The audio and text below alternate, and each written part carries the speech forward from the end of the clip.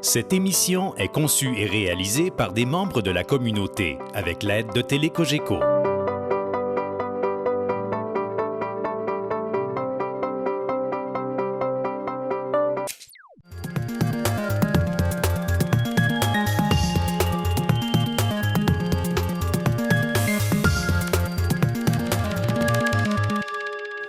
Cette semaine, dans le cadre de notre capsule financière, on retrouve M. Sylvain Marleau, conseiller en placement pour la financière Banque nationale. Et aujourd'hui, on parle sécurité de la vieillesse. Bonjour, M. Marleau. Bonjour à tous. Oui, cette semaine, on parle de revenus de retraite. On va parler spécifiquement du programme de la sécurité de la vieillesse. Sécurité de la vieillesse, là, la rente du fédéral, comme bon nombre de personnes vont appeler, c'est un montant qu'on va toucher mensuellement après l'âge de 65 et pour certains 67 ans dans le futur. Mais c'est aussi 3 autres programmes qui font partie des revenus potentiels qu'on peut avoir à notre retraite. Il faut savoir que le programme de la sécurité de la vieillesse, c'est une dépense qui est à même les budgets du gouvernement. OK? Fait que toute notre vie comme résident canadien, on n'a pas à payer ça sur notre salaire ou autre. À partir de 2023, il faut savoir que l'âge d'admissibilité va passer de 65 à 67 ans pour la sécurité de la vieillesse. Des autres programmes qui dépendent de ce programme-là, ces sous-programmes, je dirais, l'âge va passer de 60 à 62 ans. Il faut savoir aussi que c'est une rente qui est indexée au coût de la vie, de sorte qu'on connaît le montant aujourd'hui, mais avec l'inflation, les montants vont être augmentés. Pour être admissible à la sécurité de la vieillesse, c'est assez simple. Il faut être âgé de 65 ans ou plus. Il faut avoir le statut de citoyen canadien ou de résident autorisé au moment où on fait notre demande de pension. Puis, il faut avoir habité au Canada pendant au moins 10 ans après l'âge de 18 ans. Ça, c'est pour les gens qui habitent au Canada. Les gens qui n'habitent pas au Canada, en ce moment, ils habitent à l'étranger, il faut qu'ils soient âgés de 65 ans et plus. Il faut qu'ils aient le statut de citoyen canadien ou de résident.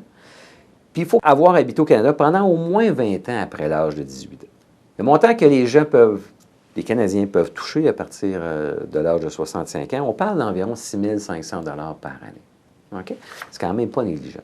Il faut noter que ce revenu nous est acquis, mais on peut perdre ce revenu moyennant nos revenus annuels.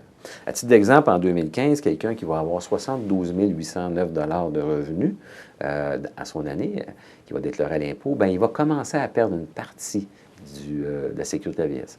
Puis quelqu'un qui va avoir un revenu de 118 000 $, bien là, il va perdre au complet le montant de la sécurité de la vieillesse.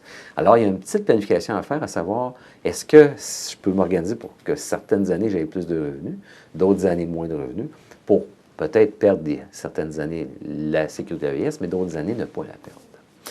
Il y a d'autres sous-programmes qui existent, entre autres, un programme qui s'appelle le supplément de revenu garanti. Okay?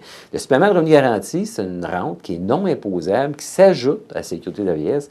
C'est fait à l'intention des gens qui ont un faible revenu et qui vivent au Canada.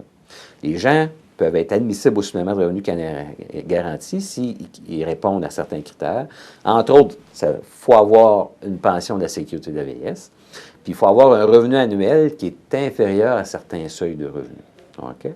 Puis il y a des façons, encore une fois, de planifier tout ça. Entre autres, je sonne l'alarme aux gens qui font des retraits de REER. Vous faites un retrait de REER, cette année-là, vous allez dépasser les seuils, je pense en haut de 17 000 $, 18 000 $ que vous allez avoir plus de revenus. Whoop, là, vous allez perdre le supplément de revenu garanti. Alors, peut-être une petite réflexion à faire, à savoir, peut-être que cette année, à titre d'exemple, en 2015, on va faire un plus gros retrait de REER qui va couvrir les 3 prochaines années. On va perdre le supplément de revenu garanti à 1 an, mais après ça, on va le retrouver pour 2 et 3 ans. Okay? Pour certaines personnes, c'est un revenu important. Il y a un autre revenu qu'on appelle qui est l'allocation, qui est une prestation offerte à l'époux ou au conjoint de fait d'un prestataire du supplément de revenu garanti. Il y a aussi l'allocation conjoint survivant. L'allocation, c'est une prestation offerte aux personnes vivant au Canada qui ont un faible revenu et dont l'époux, le conjoint de fait, est décédé. On peut trouver beaucoup d'informations sur ce programme sur le site de la Régie des rentes du Québec. Oui, c'est le site de la Régie des rentes du Québec, mais il y a une section qui est réservée au programme de la sécurité de la vieillesse. Je vous invite à la visiter. À se souvenir, là, Karen, ce programme est accessible à tous les Canadiens. Facilement, on peut avoir droit à ce revenu, mais il y a quand même un peu de planification à faire pour ne pas être pénalisé des maximums qu'on peut avoir droit. Bien, merci beaucoup, M. Marleau.